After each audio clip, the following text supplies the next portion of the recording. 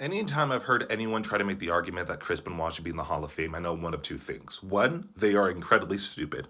And I don't mean that as an opinion, I mean that objectively. And two, they themselves just have no heart. Or C, possibly both. And it seems that like once a year, this small collection of wrestling fans like to bring up the argument as to why he should be in the Hall of Fame. Which is funny because that itself just tells me that they don't even know the purpose of a Hall of Fame.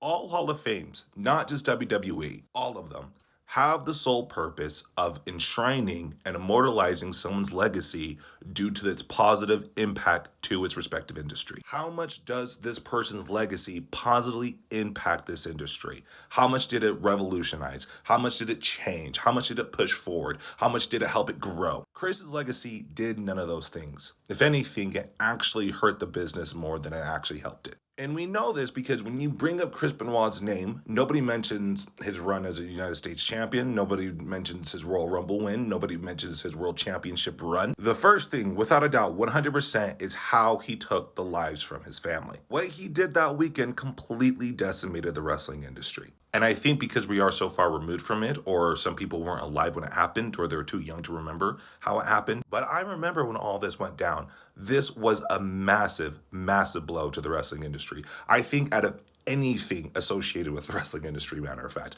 which is a lot to say because there's a lot you can associate with the wrestling industry in a negative way. But even more than the steroid case back in the late 80s, early 90s, this by far easily had the worst impact within the wrestling industry. Vince and co., WWE, had to do so much to reinvent their image. They were bending over backwards, trying to save brand deals, trying to save face, trying to just not look like villains in the eyes of the public. They had to do a complete PR overhaul. This moment by far is easily the biggest factor as to why we entered the PG era. And what's even crazier is that people forget how he took their lives. He didn't just take their lives.